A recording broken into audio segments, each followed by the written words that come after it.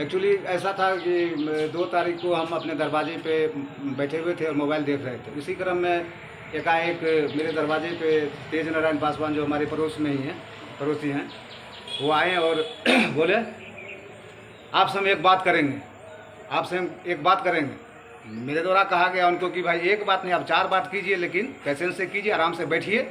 हम नहीं बैठेंगे, तुमको देख लेंगे, तुमको चीर देंगे, फाड़ देंगे, बहुत मन बरहू हो गया है। अभद्र भाषा का प्रयोग दोस्त क्यों आप कर रहे हैं?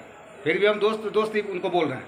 फिर एकदम अपना लुंगी को ऐसे बांधते हुए निकल जाओ, ये कर लेंगे, वो कर लेंगे। बात आखिर बात क्या हुई? बात तो बताइए आप, बात तो बताओ कि हमने किनके पास क्या बोला है।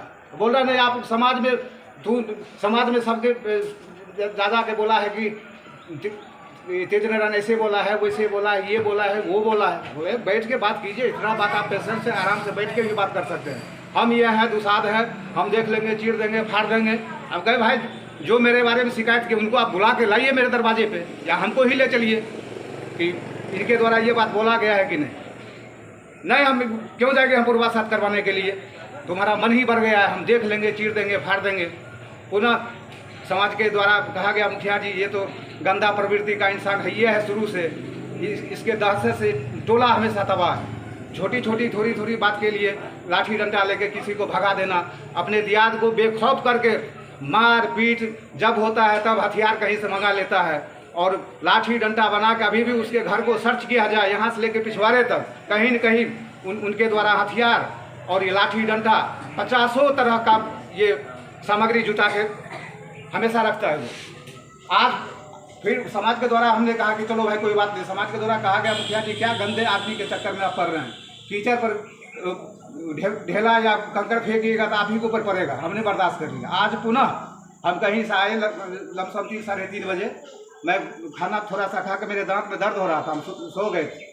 उसके बाद पुनः फिर आया कहीं से मुरेठा बांधे हुए तानाशाह के तरह लुंगी समेटते हुए। अरे मेरा भतीजा उस टाइम पर रहा था दरवाजे पे, बोले बपैया कहाँ है रे, उसको बोला, हमको गाली दिया है कल। हम निकले, आवाज़ सुने, वो बोला कि पापा पापा, फिर आ गए लड़ने के लिए। हम जब तक निकले तब तक वो गाली देते हुए पुनः वहाँ तिमुहानी है वहाँ पर चला गया, कुआं किनार के पास। हमने कहा देखिए जवान संभाल के बात कीजिए। अरे उस रोज भी हमने 2 तारीख को भी आपको कहा था कि चलो भाई गवाह को मेरे सामने प्रस्तुत कीजिए। उस टाइम भी समाज के द्वारा हमको ही कहा गया उल्टे कि मुखिया जी आप बर्दाश्त कीजिए। फिर क्या हुआ था? आज फिर आके गाली गलौज दुनिया जहाँ चीर देंगे, फाड़ देंगे। आज भी हमने बर्दाश्त कर लिया। इसके बाद हम सोचे अपना प्रशासन के शरण ले लेते हैं। आतंकी प्रवृत्ति का हमेशा वो लड़ने के ही मूड में रहता है। मैं अकेला आदमी हूँ घर का, मैं कहीं चला जाऊँगा, मेरे अनुपस्थिति में वो मेरे परिवार और बच्चे के साथ क्या अभद्र बात करेगा और क्या कह देगा। और दारू पी के 24 घंटा परेशान रहता है। उसकी पत्नी आंगनबाड़ी में भी है, उसका काम ही यही है, किसी के बच्चे को मार देना, किसी को गाली दे देना। न्याय शिकायत किए, थाना शिकायत किए, थाना में शिकायत करने के लिए अभी आवेदन बना के मैं माननीय थाना प्रभारी को महोदय को दे दूंगा, अपना वो समझेंगे, क्योंकि भविष्य में क्या कर देगा वो कहना मुश्किल है।